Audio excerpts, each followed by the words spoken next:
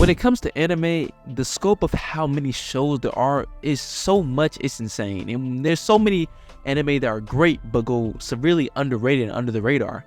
And when you think of underrated anime, usually you'll probably come up with animes like Parasite, Fully Cooley, Samurai Champloo. These are just animes that are typically usually underrated. I've even heard Space Dandy's been underrated before, so that's telling you something.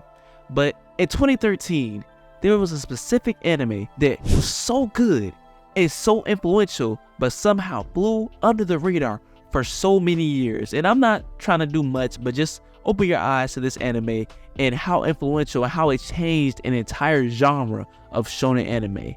Welcome to the anime called Blood Lad.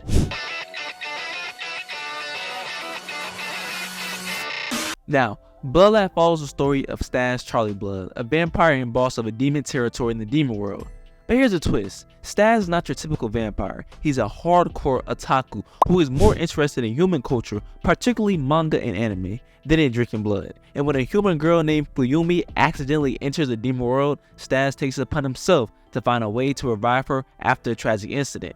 And the plot, although filled with supernatural elements, remains grounded in comedic situations, unconventional character dynamics, and quirky interactions, making it stand out from the typical shonen fare. And what truly sets Blood Lad apart is his character development. Stas starts as a seemingly laid-back vampire, but his motivations to revive Fuyumi driven him to show immense growth. Fuyumi herself evolves from a damsel in distress to a more empowered character. This approach to the character growth laid the foundation for future series. And also I want to talk about how Blood Lad inspired a wave of comedic, mature shonen anime and manga. One prime example is The Devil is a Part-Timer, which hilariously flips the script by having a demon lord work part-time at a fast food joint in the human world. Now, obviously it came around the same time, but the manga when it came out was a little bit different, and it did have a lot of inspiration on that show. And the absurdity of combining supernatural elements with the mundane situation echoes the comedic approach of Blood Lad. So many, and I mean so many, anime have taken, or manga have taken, the inspiration of Blood Lad and roll with it. Me personally, I honestly think the Chainsaw Man might have been one of those because of the comedic elements it has to the story and the way it actually takes things. It's kind of like Blood Lad's kind of like Gintama, and how it does is comedic outcomes but also has a plot to the entire story. And Blood Lad also showcases a unique demon world with diverse creatures and territories. This world building aspect inspires series like Blue Exorcist, where the human and demon realms intersect. The way Blood Lad establishes his universe while maintaining a comedic tone is a hallmark of its influence. I also want to talk about its side-splitting moments. Remember Stas' obsession with anime and manga? The passion leads to numerous humorous references, like when he tries to replicate famous anime moves. The influence can be seen in Gintama, where pop culture references and comedic fight scenes take center stage. You can see Blood Lad getting a lot of inspiration from Gintama. And yet, despite its impact, Blood Lad often flies under the radar. Its unique blend of comedy, supernatural elements, and character growth deserves so much more recognition. The way it paves the way for other series to experiment with humor and mature themes is truly remarkable. And certain inspirations and anime references that it uses is definitely from Dragon Ball. I mean, you probably know it because I don't think you gotta be a fan of Blood Lad or even know what it is. I've seen the clip. And where he does the Kamehameha was a hilarious moment, and then he gets attacked midway, so it kind of like played on a trope where they let you power up and stuff like that. That was hilarious. We also got to see Dragon Ball Z and Sailor Moon figures in his room during the first episode. There was obviously Astro Boy references throughout the show, and Hajime no Ippo when Stas vs. Wolf. These are just a few of the many references within the Blood Lad series. Now, why does this show fly so under the radar and is so underrated?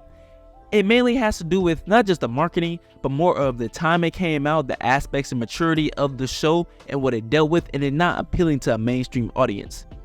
You see, Blood Lad has very mature themes. There's a lot with fan service, and it also does a lot with deep and darker tones of the anime. See, Stas, he's like a depressed, laid-back vampire, not really caring about anything. There's a lot of times where there's suicidal aspects to the show, and again, these are not mainstream themes that attract a large group of audience. Because of the anime being shonen, it's supposed to attract a younger audience ranging from middle school to high school, college level.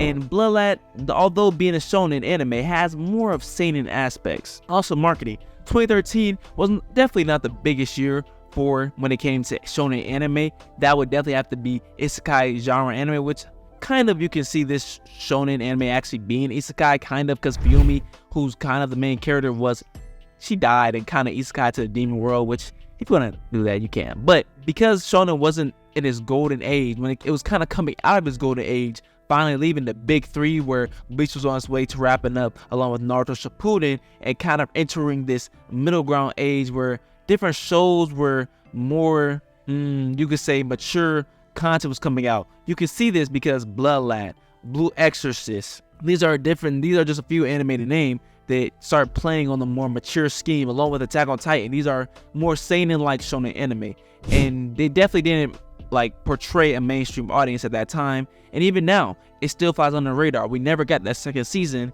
because of unknown works I can't really speak too much on, but I would love to see second season. And the manga also kind of got canceled midway. But again, Bloodline is just an amazing anime. It's not even put on mainstream streaming services like Crunchyroll, and I'm not too sure if it's on Funimation either. Bloodline is definitely one of the most underrated anime, but with the most influential impact, playing on its supernatural themes, with its comedic aspects, with a more mature content for a larger audience, but a more adult audience.